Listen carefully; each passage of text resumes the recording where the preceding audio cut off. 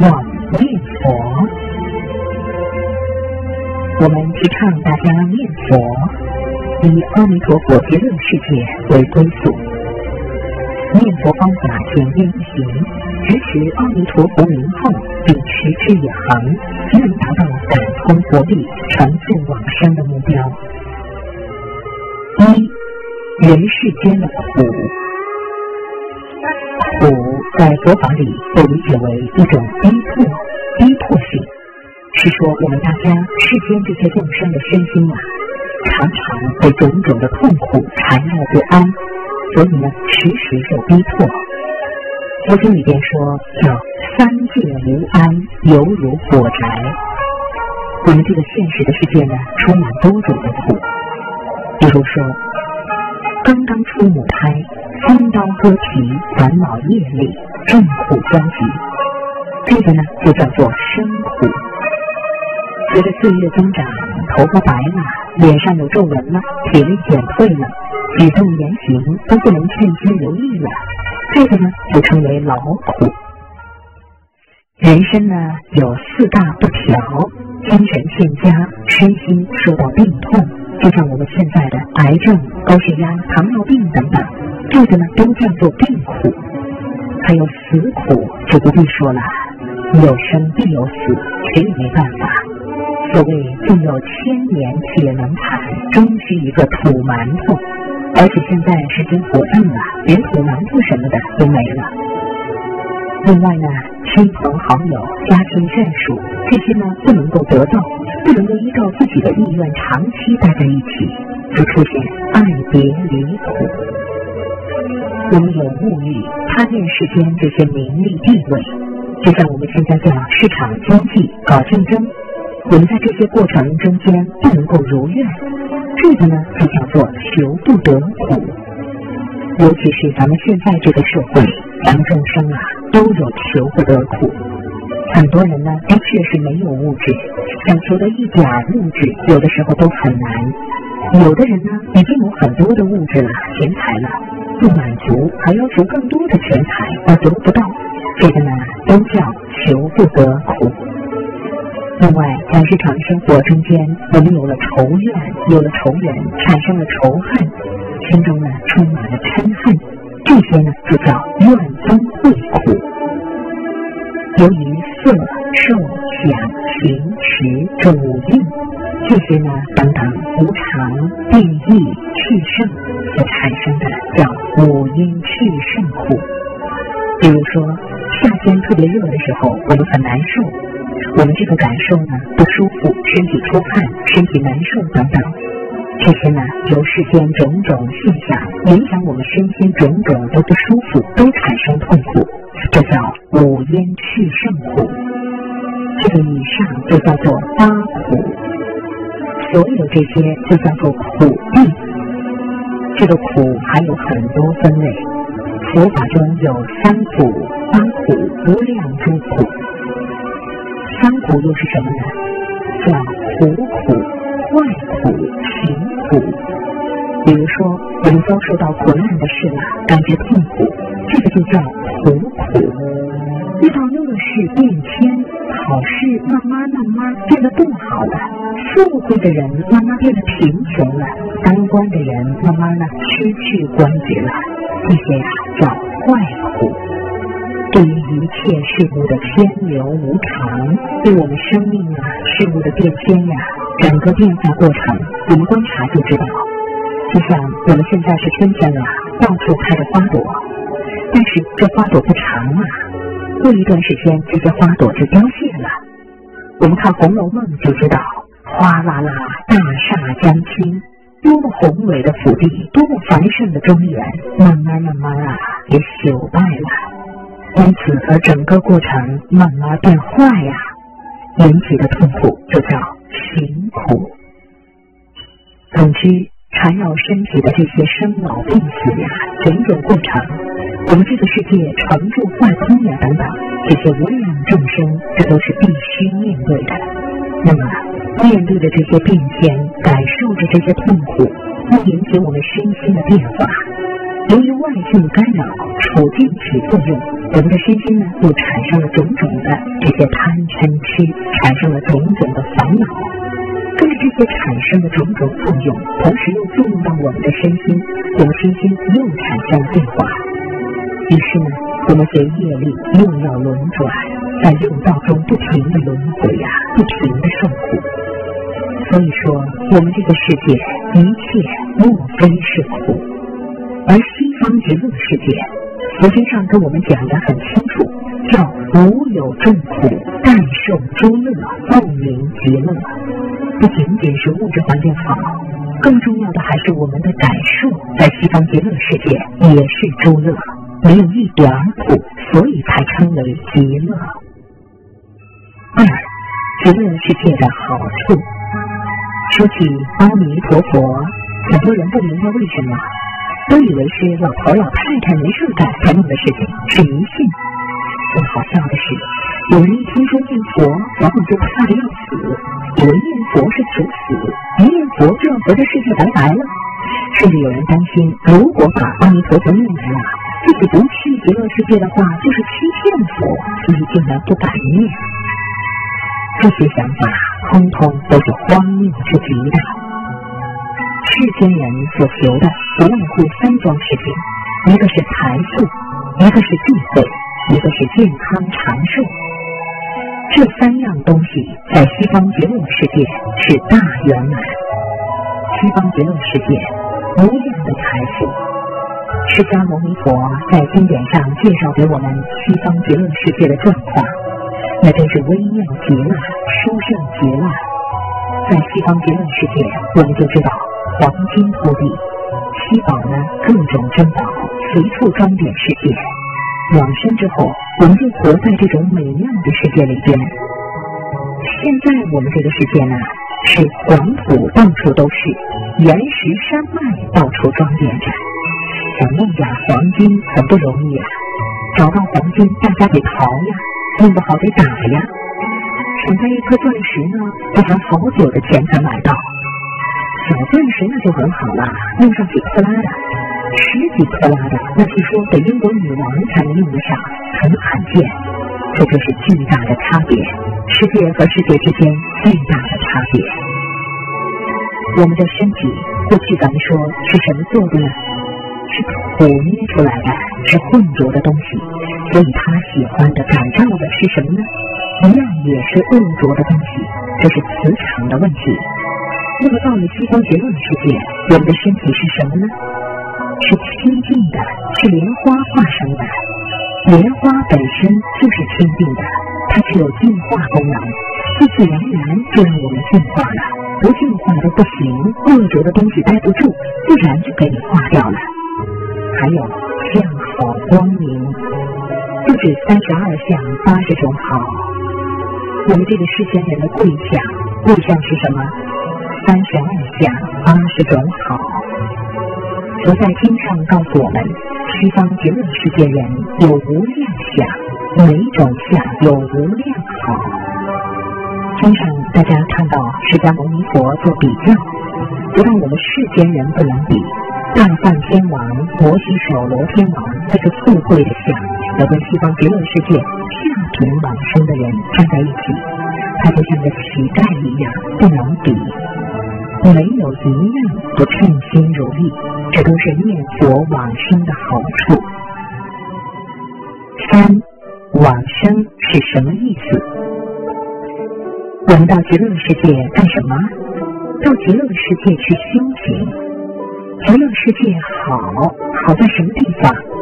第一个好处，这是古来祖师大德常讲的，往生西方极乐世界第一个好处是什么？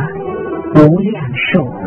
我们有无量的寿命，那我们一生当中当然就成功，就能证得佛果，这是第一个好处。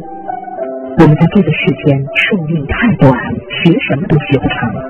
说老实话，学一部经都学不成，一生学一部经都困难，寿命不够，时间不够用。阿弥陀佛帮了一个大忙，让我们到极乐世界去换一个身体。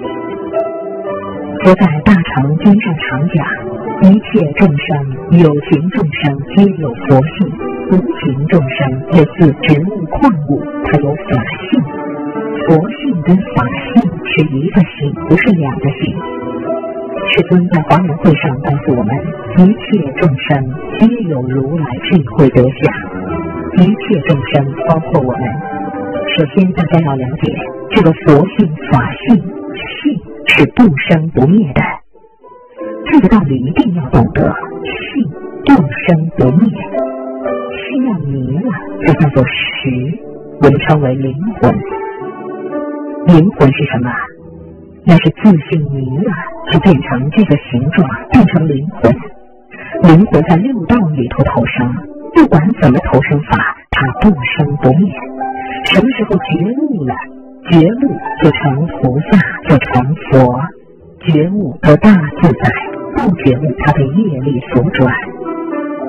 比如活着的时候，他所造的是善业，心善，念头善，行为善，他所生的生活环境就可能是人道、天道，这是生善道。如果他的心不善，思想不善，行为不善，他将来去生的地方就可能是恶鬼、地狱、畜生，那是生恶道。所以神识它是投生，这东西不灭的，它会转变，它不会消灭。它又觉了，就转成佛性；迷了，它就转成神识。它会转变，随着迷雾转变。所以我们要是真正了解这个事实真相，就不会怕死了。为什么？根本就没有生死。生死是什么？换个身体，换个生活环境。好像我们移民到国外，这就是换个身份。我们中国的国籍不要了，去拿一个外国的国籍，就换一个身份了。往生就是从我们这个娑婆世界移民到极乐世界去，做极乐世界的公民，换一个身份而已。人没有死，换了个身份，换了个生活环境，就是这个样子的。四，念佛的现实利益。有的人可能会说，极乐世界这好那好，我没看见，我就想得到现实的好处，这念佛能管用吗？这话不能说没道理。如果念佛光是往生后才能得好处，那也不能叫圆满。所以有名延寿大师在《万善同归集》里特别给我们总结了念佛现实就能获得的10种功德利益。一，昼夜常得到诸天大力神将及其眷属的暗中守护。二，常得到比如说观世音菩萨等25位大菩萨以及其他一切菩萨的经常伴随守护。三，常为诸佛昼夜保护意念，阿弥陀佛经常放光明，慈悲摄受念佛人。四，不受一切恶鬼如夜叉、罗刹等的伤害，以及一切毒蛇、毒人等的伤害。五，不会遭受一切火灾、水灾、冤贼、刀剑、牢狱、枷锁、横死、枉死等灾难。六，以前所造的罪业全都消灭，所杀的众生不再追索命债，因为被杀者能念佛之力获得解脱，所以不再有纠缠逃命之事。七，晚上做的都是清净正直的好梦，或者还会梦见阿弥陀佛殊胜美妙的色身。八，心中经常欢喜，脸色有光泽，精力旺盛，所做的事情顺利如意。九，常被一切世间人民恭敬供养礼拜，受到如同佛一样的尊敬。十，念中的时候，心中没有恐怖畏惧，正念现前，能够见到阿弥陀佛以及诸位菩萨圣众，手执金刚莲台，接引往生西方净土。从此直到永远都能享受殊胜美妙的快乐。为什么念佛有这么大的利益？因为我们只要一念佛，佛光就会照到我们身体内，尤其是照到我们的心里。心里就有佛光照明了，就把我们的内心开始点亮了。佛的光明是什么呢？是清净的，是快乐的，是正面的，是祥和的。我们天天这样念，年年这样念，一辈子这么念下去，我们整个身心每一个细胞，每一个精神体，全部用佛光整天熏陶，整天被光明愉快包围着。我们的身心就会被这些佛光同化了，就会消除了业障，就会积累了福德，就会身心清净快乐光明。到一定的程度，我们的内心也光明了。为什么呢？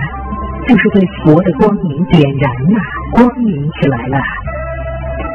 所以我们修行不离佛，依靠佛，和佛永远在一起，我们就得到了佛的保护，得到了佛的法，佛的光明，佛的一切，我们慢慢的都能得到，最终我们也能成佛。这就是《地藏经》中说的地境成佛，这就是它的原理所在。时时刻刻和佛在一起，时时刻刻照佛的要求去做。佛是怎么做的，我们也怎么做，我们怎么可能不成佛呢？一定成佛，必定成佛。5. 念佛是我们自己的事情。我们念佛不是给别人念的，不是给佛听的。我们念佛的目的是改造我们自己。大家一定要明白这个道理，跟别人没什么关系。我们同修现在做功课，每天登记功课。这个登记功课，我们不是给别人登记的，也不是为了好看，让别人来表扬我们的，不是。登记功课仅仅就是为了让自己能够通过登记功课而坚持功课，给自己一个鼓励，给自己一个修行的习惯，让我们自己知道我们每天做了多少功课，是一个功课的登记而已，是一个对自己对别人的一种修行的鼓励而已。登记了功课，说实在话，我们也赚不来钱，也没别的好处。好处在哪里呢？好处就在我们自己，我们自己从心地上去找好处吧。心地清净光明了，好处自然来了。每天坚持功课，好事自然来。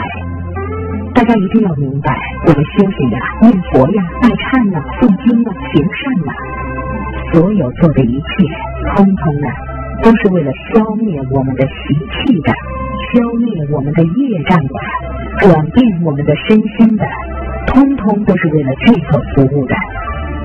如果我们做了这么多的功课，没有在这方面下功夫，自己的身心没变，这个功课恐怕就白做了，白做了。一定要明白，要指向我们自己的变化，一定是这样。平时我们怎么念佛呢？平时我们有一搭无一搭的念着，看着天上有很多的云彩，天外边有什么呢？不知道，看不见西方极乐世界呀。偶尔兴起的这种念头很快就落下去了，肚子饿了，我们又想着要吃饭去了，烦恼来了，我们又生气去了，名利的事情来了，我们又干那些去了。西方极乐世界，等我想起来再说吧。印光大师说，念佛呀，那就是至诚恳切，没有别的，至诚一分就感通一分，至诚10分就感通10分。这个至诚从哪里来呢？就是我们自己呀。佛那里我们不要去问，因为佛至诚到100%了，没有一点假的虚的掺杂着，没有。佛那里就是100%，关键就在我们这什么时候能够做到100%的至诚，让我们跟佛感通，我们修行进步，真正得到身心的安宁。你有什么难的呢？一点都不难呐。为什么我们现在这么多的人念佛，结果呢，烦恼还很多，痛苦还很多，自己的贪嗔痴还遍地都是。嘴上说的那一点佛言佛语和自己内心还不相匹配呀，为什么呢？那就是没有至禅。说穿了，就这一点，还有什么呢？所以我们一定要真实的理解净土法门。净土法门是做什么？那就是让我们的心变净，通过念佛，通过持戒，通过行善，通过学习，不断的用佛法让自己的身心变化，从恶慢慢变成善，从善变成净，一步一步的提升自己，使自己圆满，这个就叫净土。我们现在提倡大家坚持功课，坚持学习，坚持行善实践，这都是我们的事儿，这是我们自己的事儿。我们做功课，求佛的加持，求佛菩萨来帮我们改变。我们学习佛法，学习佛理，要懂得道理，把佛证悟的道理讲出来的道理，我们学习，让我们自己明白佛理，懂得佛理，然后我们用佛的道理慢慢变成我们的道理，一点一点用佛理去改变我们自己，改变我们的身口意，改变我们的价值观、世界观、人生观，用佛理去对待一切，然后在生活中、实践中间用佛理去尝试着去面对我们生活中的种种事情。一定要明白，这是我们自己在做，不是佛在做。我们是依照佛的教诲，学佛的精神原则，然后我们去处理。因为我们只有这样修、这样学、这样做，才能圆满地改造我们自己，慢慢地让我们自己提高，逐渐地走佛呀过去人家成就的道路，一步一步地走上去了。6. 念佛的方法和态度。大家每天除了诵经拜忏，平时要念佛。我们6部曲、前5部曲，通通是为往生西方极乐世界做的准备，做的助行帮助。我们修行的正行是什么？是念阿弥陀佛，是为往生西方极乐世界做准备的。我们的理念就是以五戒十善为基础，以消除业障为重点，以西方净土为归宿。这个6部曲其实就是一步，其实也不是6步，是一步。这一步无非是分了6步走而已。念佛的方法很多，有追顶念佛，有十念法，有金刚念，有大声念，有默念，非常多。我们选择我们自己适合的方法就好，也可以不是一种方法。比如说追顶念得比较快一些，那么可以短期来找个时间念。平时其实我们就是心平气和、老老实实的念就好，一句接一句，让自己身心都能够清净平和下来。这样念佛其实就很好，没有什么固定的，最关键是要真诚心的念就好。一边做事一边念佛，只做一些不费心的事情，扫地、走路、坐公交车，这些情况下我们可以念佛。有一些用脑子的事情，我们就不要念佛了，专心一致把事情做完再念佛。如果有时间专心致志的念佛，那当然非常好。我们在社会中本来有大块时间念佛，我们把空余时间练起来，养成习惯就好了。禅师法师讲过一个很好的例子，叫打铁匠念佛后。他一边打铁一边念阿弥陀佛，这就把念佛号做事情融合在一起，把修行和生活融合在一起了。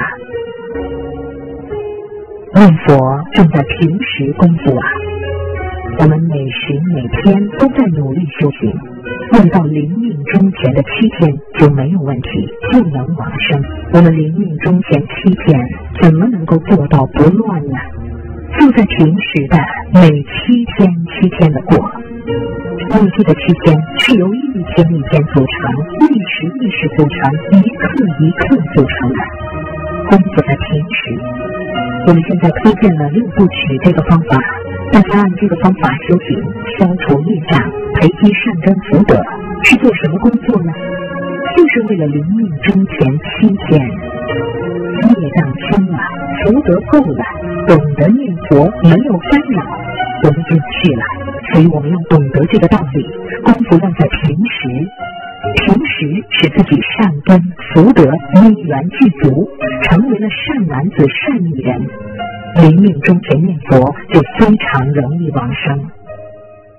念佛不要特意的要去起什么忏悔心慈悲心，我们就心平气和老老实实的念佛就好，把身口意都归摄起来，收摄为一点去念佛，去感通阿弥陀佛。这样经常的修，经常的念，慢慢的我们就会感觉到这个念佛就像空了一样，这个就很好。我们真诚的去念，就好像佛就在我们的面前一样。关键是真诚心，要把这个身口意都归纳为一点，都收摄起来，而不要发散状。发散状态的话，我们念佛没有用处，用处小。收摄起来，身口意都收摄起来，念一句佛就管一句用，就和阿弥陀佛的心直接沟通了。这样子的念佛是真正的念佛，否则我们念佛口里在念，心里边还在打着妄想，这个念佛的力量就小，就不能够和阿弥陀佛感通。念佛一定在于专心，用心念，这是最根本的。嘴念心不念没有用，念佛的核心就在于心。念佛的目的就是不让自己的妄念有机会产生出来，让我们习惯于每个念头都是佛号，把身口意都收摄起来，就一句阿弥陀佛，一句接一句，一句顶一句，没有其他东西。嘴里念的是阿弥陀佛，耳朵听的是阿弥陀佛，我们心里边想的也是阿弥陀佛，就这一句阿弥陀佛，什么也没有。我们以佛为中心，向佛靠拢，口里是念佛，心中有佛，围绕着佛不离佛，时时刻刻身口意永远和佛在一起，不离佛，这样的念佛就成功了。坚持这么一辈子，我们不想往生都不行，一定能往生。阿弥陀佛。